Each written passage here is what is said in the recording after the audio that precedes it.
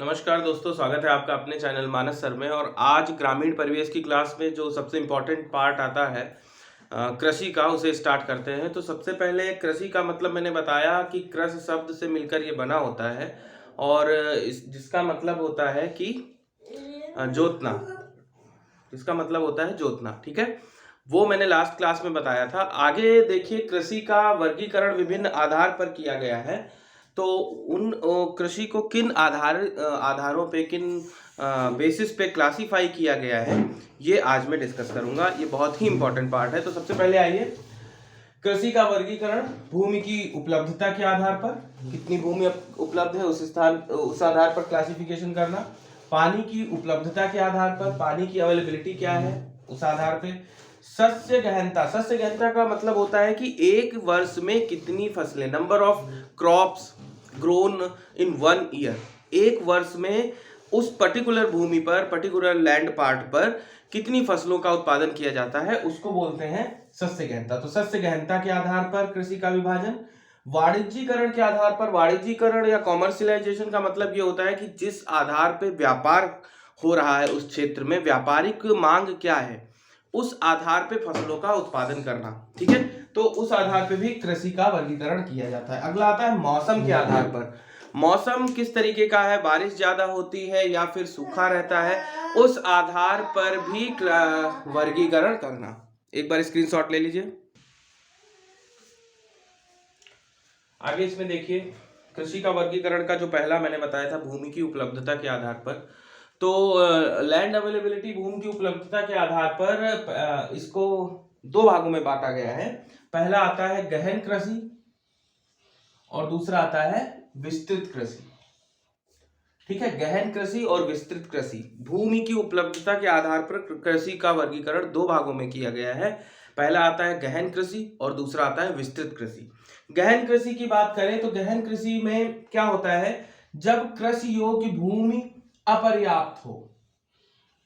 जो कृषि योग्य भूमि किसान के पास है वो कम हो, पहली चीज। दूसरा, जनसंख्या का भार ज्यादा हो। जनसंख्या ज्यादा है, भूमि कम है, उस केस में किसान को ज्यादा से ज्यादा फसल उत्पादन करना है, तो वहां पे जो खेती की जाएगी वो ऐसी खेती की जाएगी कि ज्यादा से ज्यादा उत्पादन हो, तो उसे गहन कृषि कहते हैं। तो गहन कृषि में भूमि अपर्याप्त हो, अधिक जनसंख्या हो, गहन जुताई व सिंचाई, गहन जुताई व सिंचाई के साधन उपलब्ध हो, ज्यादा से ज्यादा सिंचाई के साधन उपलब्ध हो, ठीक है।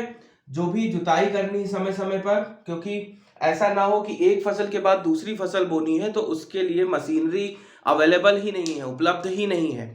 तो गहन जुताई और व सिंचाई उपलब्ध हो।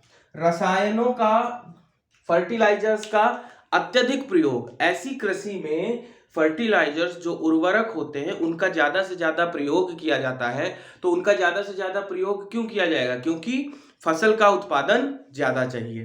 तो रसायनों का अधिक से अधिक प्रयोग, लेकिन इसके कुप्रभाव भी हैं, इसके साइड इफेक्ट भी हैं। अगर आप फर्टिलाइजर्स या केमिकल्स ज्यादा यूज करते हैं तो जो भी फसल वहां पे होगी, वो जो भी लोग उसको यूज कर रहे होंगे उनके स्वास्थ्य के लिए ठीक नहीं होगी, पहली चीज तो ये। दूसरी, जो भूमि होगी उसकी उर्वरकता भी कम हो जाएगी।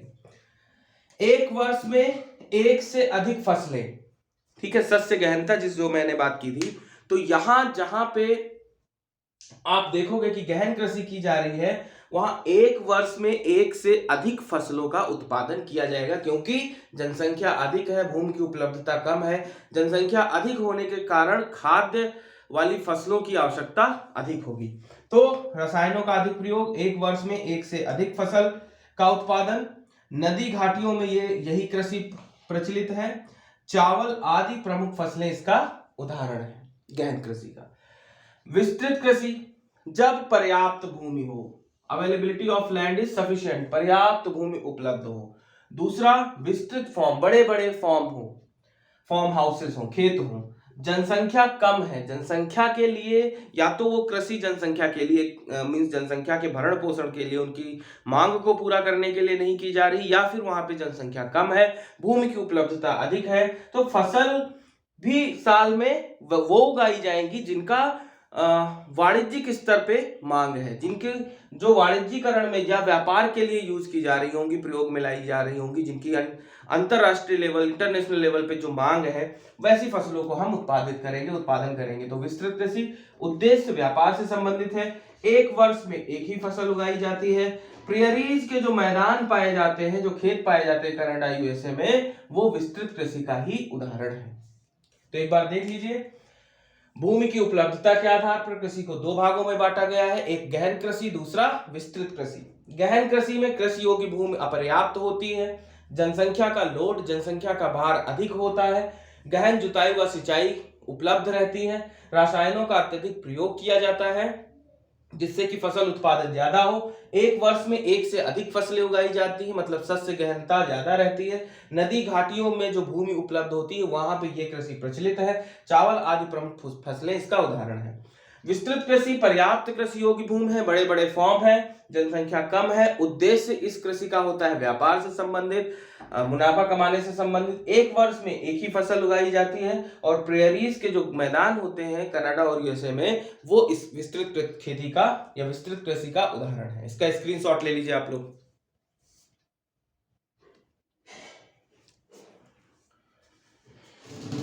आगे देखिए, पानी की उपलब्धता के आधार पर कृषि को तीन भागों में विभाजित किया गया है। एक तो आता है आर्द्र भूमि या वेट भूमि, जहां पे पानी की या वर्षा की उपलब्धता ज्यादा है, जहां पे 200 सेंटीमीटर से अधिक वर्षा हो रही है, वहां पे जो कृषि की जाती है वो आर्द्र भूमि या आर्द्र कृषि कहते हैं उसको। आर्द्र कृषि कर लीजिए, आर्द्र कृषि, ठीक है। वर्षा पर निर्भर होती है, 200 सेंटीमीटर से अधिक वर्षा। एग्जाम्पल, उदाहरण के लिए असम को ले सकते हैं। यहाँ पे अमन, आस, बोरो, ये धान की तीन फसलें हैं जो असम में एक ही वर्ष में उगाई जाती हैं, क्योंकि यहाँ पे वर्षा की उपलब्धता अधिक है। दूसरा, सिंचित कृषि, ऐसे कृषि जहां पे पानी की उपलब्धता सीमित है या वर्षा अनिश्चित है, ठीक है। जैसा कि आप जानते हैं भारत की जो कृषि है वो वर्षा पे बहुत ज्यादा निर्भर करती है, लेकिन ऐसी कृषि भूमि जो जहां पे सीमित संसाधन उपलब्ध है पानी के, या फिर वर्षा भी अनिश्चित हो रही है, निश्चित वर्षा नहीं हो रही कि कितनी होगी, वैसी वहां पे जो कृषि की जाती है उसको हम सिंचित कृषि बोलते हैं।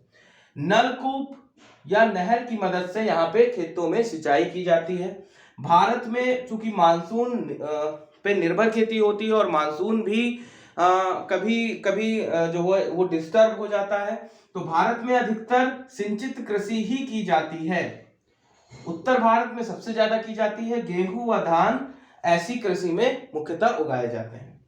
अगला आता है शुष्क कृषि, ऐसी कृषि जहां पर वर्षा ऐसा भूभाग जहां पे वर्षा 50 सेंटीमीटर से कम होती है, वहां पे शुष्क कृषि की जाती है। यहाँ पे ड्रिप इरिगेशन, आप जानते हैं, सीधे सीधे जो मान लीजिए यहाँ पे प्लांट्स लगे हुए हैं, तो इनकी रूट्स में, इनकी जड़ों में सीधे सीधे पानी को पहुंचाना, ड्रिप इरिगेशन। या फिर स्प्रिंकल, है ना, फौहारे को यूज करके पानी से खेती की सिंचाई करना, वो शुष्क कृषि के अंतर्गत आता है। तो पानी की उपलब्धता के आधार पर कृषि को तीन भागों में बांटा गया है, आर्द्र कृषि, सिंचित कृषि, शुष्क कृषि। आर्द्र कृषि वहां पे होती है जहां पे वर्षा की उपलब्धता ज्यादा है, पानी एक वर्ष में 200 सेंटीमीटर से अधिक बरसता है, वहां पे आर्द्र कृषि की जाती है। असम इसका उदाहरण है। अमन, आस, बोरो, ये धान की तीन फसलें हैं, तीन किस्में हैं आप कह सकते हो, एक वर्ष में 3 बार धान की फसल असम में उगाई जाती है। सिंचित कृषि वो होती है जहां पे सिंचाई के संसाधन सीमित है, वर्षा की भी निश्चितता नहीं है, अनिश्चित है, नलकूप, नहरों द्वारा सिंचाई की जाती है। भारत में अधिकतर यही खेती होती है, और उत्तर भारत में मुख्यतः सिंचित कृषि की जाती है, धान और गेहूं इसका उदाहरण है। शुष्क कृषि 50 सेंटीमीटर से कम वर्षा वाले क्षेत्र में, राजस्थान जैसा कि उदाहरण है, ड्रिप इरिगेशन और स्प्रिंकल इरिगेशन कह सकते हैं कि इसका शुष्क कृषि का उदाहरण है, ठीक है। तो यहां तक समझ में आ गया होगा, एक स्क्रीनशॉट इसका ले लीजिए आप लोग।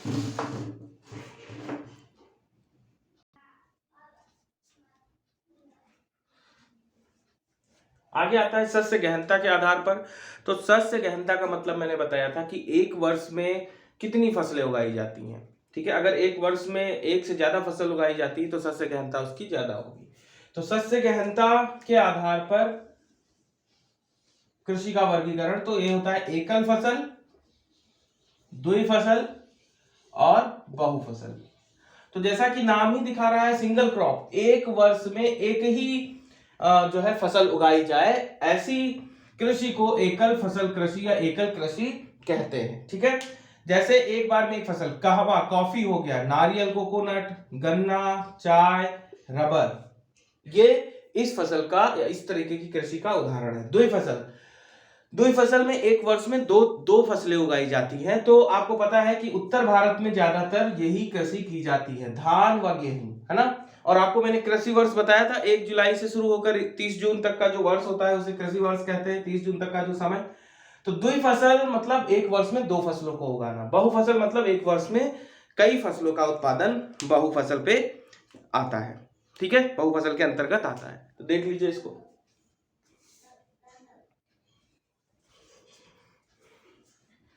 अगला कृषि का वर्गीकरण है वाणिज्यीकरण के आधार पर, कॉमर्शियलाइजेशन के आधार पर, व्यापार के दृष्टि के आधार पर आप कह सकते हो। तो इसमें एक आता है निर्वाह कृषि और दूसरा होता है व्यावसायिक कृषि।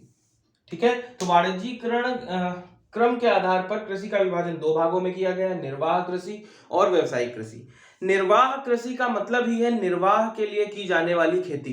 तो ऐसी खेती जहां पे किसान अपनी जरूरतों को पूरा करने के लिए जो खेती करता है उसे निर्वाह कृषि कहते हैं। इसमें क्या होता है कि किसान के पास बहुत ज्यादा इंजीनियरिंग या टूल्स अवेलेबल नहीं होते, बहुत ज्यादा ऐसे मशीनरी अवेलेबल नहीं होती जिनसे वो अच्छी खेती कर सके, क्योंकि उसको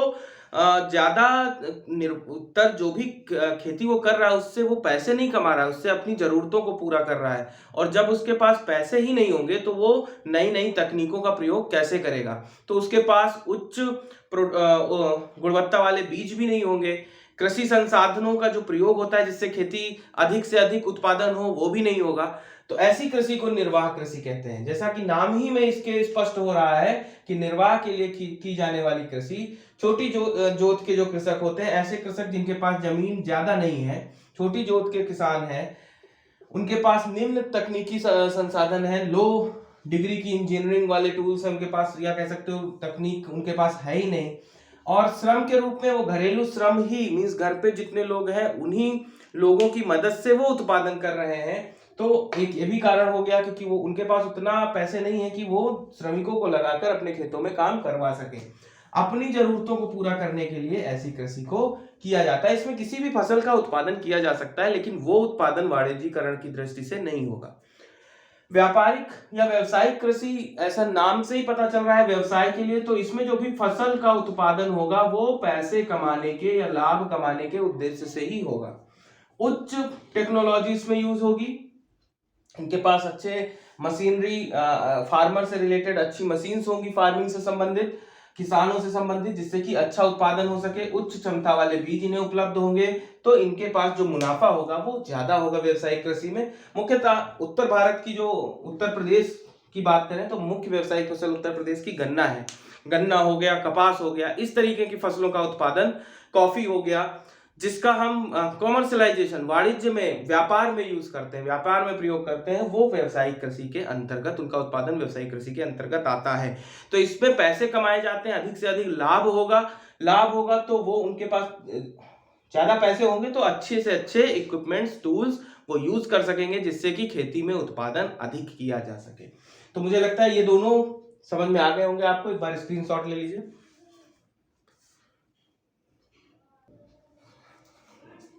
नाउ अब अगला वर्गीकरण आता है मौसम के आधार पर, वेदर के आधार पर, सीजन के आधार पर। तो मौसम के आधार पर अगर कृषि का वर्गीकरण करें तो भारत में 3 भागों में बांटा गया है, रबी की फसलें, खरीफ की फसलें और जायद की फसलें। रबी की फसलों की बात करें तो ये शीत ऋतु में बोई जाती है, अक्टूबर से दिसंबर के मध्य इनको बोया जाता है, शीत ऋतु में इनकी बुआई की जाती है और कटाई अप्रैल जून मीन्स ग्रीष्म ऋतु में इनकी कटाई की जाती है। मतलब कहने का यह है कि इन फसलों के उगने के लिए जो तापमान चाहिए वो कम चाहिए। शीत ऋतु में इनकी बुआई और इनके जो फल है या जो भी फसल है उसके बीजों को पकने के लिए मौसम जो है चाहिए वो थोड़ा गर्म मौसम चाहिए। तो रबी की फसलें वो फसलें होती है जिनकी बुआई अक्टूबर से दिसंबर के बीच की जाती है, शीत ऋतु का प्रारंभ होता है, और इनकी कटाई अप्रैल जून में या ग्रीष्म ऋतु में की जाती है। फसल इनके अंतर्गत कौन आती है, ये मोस्ट इंपॉर्टेंट है, बहुत इंपॉर्टेंट है, ये जरूर पूछा जाता है। इसमें कौन सी फसलें आती हैं, गेहूं, सरसों, मटर, गाजर, जौ और चना। इसमें चना जरूर याद रखिएगा, चना रबी की फसल है, ये जरूर याद रखिएगा। चना और मटर ये रबी की फसल है, ये ज्यादातर पूछे जाते हैं।